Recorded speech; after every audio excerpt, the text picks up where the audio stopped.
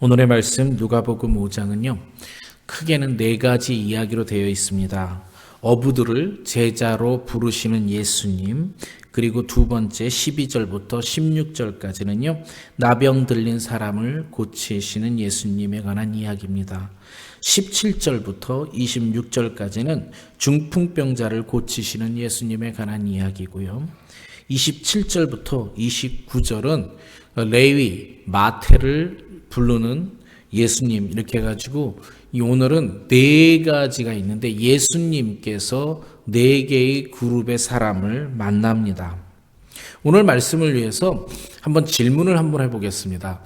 여러분이 잘 아는 친구가 있는데 이 사람이 로또 복권을 잘 예언합니다. 만약에 100%로 로또 복권을 잘 예언한다면 여러분은 어떻게 하시겠습니까? 그분에 찾아가서 뭐라고 말을 하시겠습니까? 제가 뭐라고 말을 할까? 나도 질문을 만들면서 나는 뭐라고 할까 했더니 저 같으면 이럴 것 같습니다. 구걸 번호 한 번만 달라.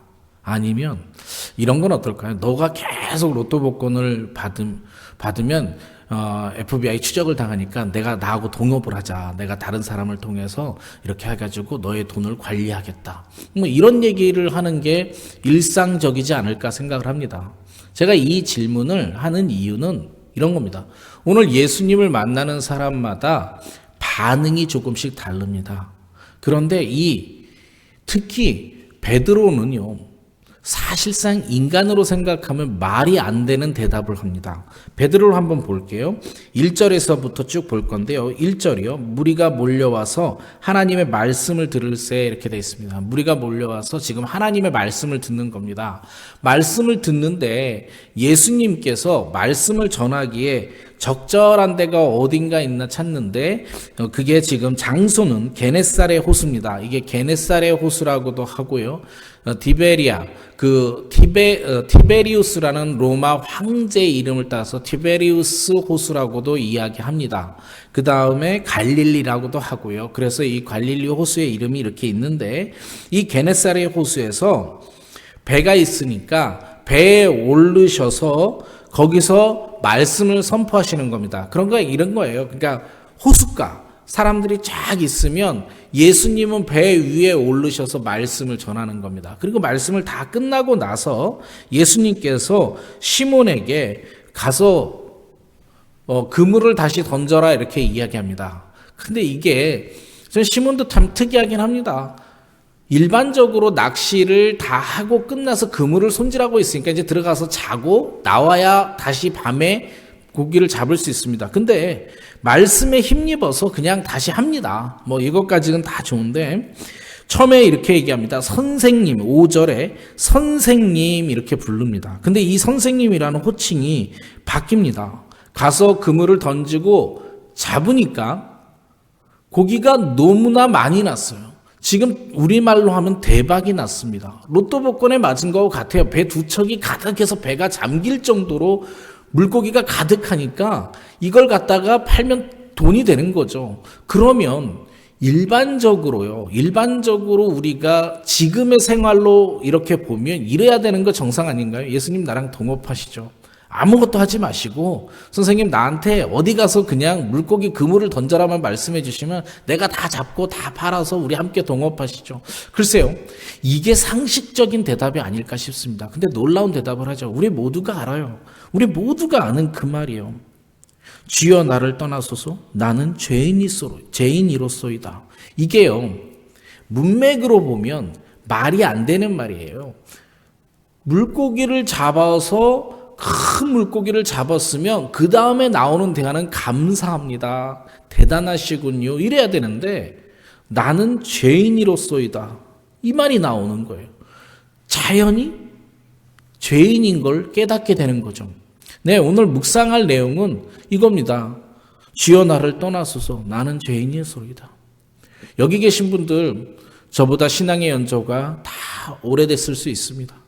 그런데 제가 하나님을 만났을 때는 이런 겁니다. 고2 때 학교 강당에서 기독학교였는데 강당에서 집회를 하다가 저는 하나님을 만났습니다. 10월의 마지막 주에 있는 집회였는데 금요일 밤에요. 먼저 블랙아웃이 되면서 저만 제 눈에서 블랙아웃이 됐습니다. 빛이 나오면서 제가 죄인이라는 걸 깨닫는 순간 무릎을 꿇고 울면서 몸을 떨 수밖에 없었어요. 그래서 이 느낌이 뭔지를 아는 겁니다. 오늘 이따가 다시 한번 말씀드리겠지만 내가 처음 하나님을 만났을 때 내가 그때 느꼈던 그 감정을 오늘 다시 한번 우리가 기억하고 그 하나님을 만난 감정을 다시 한번 우리가 감사하는 시간을 가지려고 합니다. 처음 하나님을 만났을 때 내가 죄인이라는 게 자동적으로 말하지 않아도 알았던 그 순간을 기억하려고 합니다. 그런데 오늘 나머지 세 부류가 다른 반응을 보입니다. 베드로와 그 다음에 여기엔 이름만 나와 있지만 베드로의 동생하고요. 그 다음에 세베대의 아들 야고보와 요한이 함께 있었습니다. 세베대의 아들 야고보와 요한도요. 황당합니다. 여기에 죄를 회개하는 모습은 안 하지만 그때 아버지가 있었거든요. 마태복음에 보면 아버지가 함께 있었는데 아버지와 배를 두고 떠납니다. 베드로도요. 그의 동생 안드레하고 있었어요. 그러니까 예수님께서 지금 이 배 위에서는 베드로와 안드레, 그 다음에 세데베의 아들, 그 다음에 야고보와 요한 이 네 명의 제자를 함께 부르시는 겁니다. 그리고 이제부터 물고기를 낚는 어부가 아니라 사람을 낚는 어부가 되겠다고 말씀하시고 제자로 삼으십니다. 이 나머지 베드로뿐만이 아닌 안드레, 그 다음에 야고보와 요한도 그 즉시에서 예수님을 따라갑니다.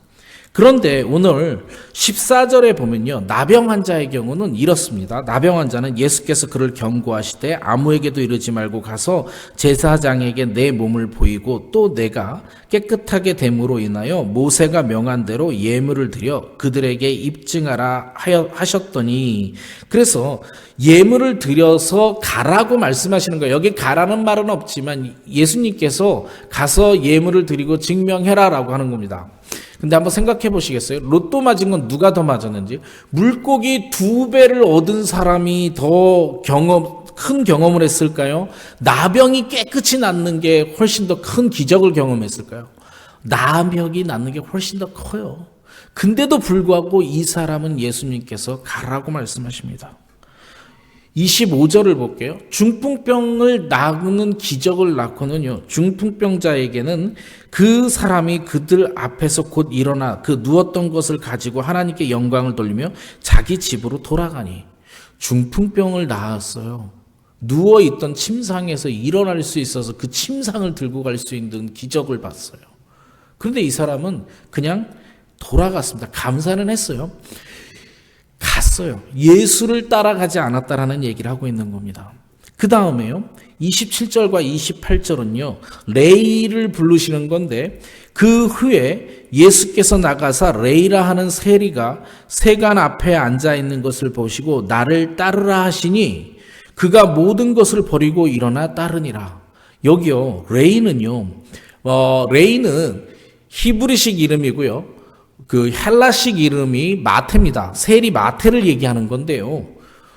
세리 마테는 더 황당합니다. 아무런 기적을 보지 않아요. 세관 앞에 앉아 있다라고 얘기되어 있는데 그냥 예수님께서 나를 따르라 그러니까 자기의 부를 버립니다. 세리는 영의 부와 영광은 없을 거예요. 아마 사람들이 손가락질하니까. 그렇지만 부가 있는데 그 부를 다 버리고 그냥 떠나버립니다. 오늘요, 예수님을 만난 사람들 네 부류가 있는데 똑같이 다 세 그룹은 기적을 봅니다. 기적을 보는데 누구는 죄인임을 깨닫고 예수를 따라갑니다. 누구는 그냥 예수님께서 가라고 말씀하십니다. 누구는 자기가 일어나서 떠납니다. 누구는 기적도 없이 나를 따르라니까 모든 것을 버리고 예수를 따라갑니다. 우리는 어렸을 때 우리 모두가 하나님을 처음 만났을 때 여러분의 경험은 어떠신지요? 저의 경우는 내가 죄인인 걸 바로 깨달았습니다. 내가 죄인일 수밖에 없는 이유 때문에 몸둘 바를 몰라서 몸이 떨 수밖에 없었던 기억을 갖고 있습니다. 그런데 여기 만난 다른 사람들은 그렇지 않다라는 사람들도 있는 것을 압니다. 우리는 오늘 아침에 내가 만난 예수, 처음 만났을 때, 하나님을 만났을 때 그 감정을 다시 한번 기억해 보시길 바랍니다. 제가 이 말씀을 묵상하면서 하다가 나는 하나님을 만났는데 문득 머리를 스치는 게 내가 하나님을 무시하며 살아갈 때가 많구나라고 하는 걸 느꼈어요. 능력의 예수 그리스도를 만났는데 저는 이 땅에 살면서 외롭고 힘들고 할 때면 예수님을 찾은 것보다는 어쩌면 더 많은 사람을 찾았는지 모르겠습니다. 힘들면 사람을 찾아가서 대화하려고 위로받으려고 노력했던 내 모습을 발견합니다. 우리는 힘들고 어려울 때 정말 능력의 예수 그리스도를 만났음에도 불구하고 훨씬 더 다른 곳에서 위로자를 찾고자 하는 노력을 많이 합니다. 십자가를 묵상하고 쭉 십자가를 묵상하다 이렇게 생각했어요. 나는 십자가의 예수 그리스도를 만났고 십자가 예수 뒤에 있는 그 놀라우신 하나님이라는 존재를 만났기 때문에 내가 죄인인 것을 깨달았는데 나의 삶은 때때로 그 능력의 하나님을 무시하고 살아가는구나. 그냥 어쩔 때는 기도의 힘을 믿지 아니하며 어쩔 때는 하나님보다 나와 직접 리스폰스 반응을 볼 수 있는 사람하고 위로를 받고 외롭고 힘들 때 하나님께 기도하는 것보다는 훨씬 더 다른 곳에서 위로를 찾으려고 하는, 어려운 일이 있으면 친구에게 전화를 걸어서 먼저 다른 인간적으로 해결하려고 하는 모습을 보이는 제 모습을 봅니다.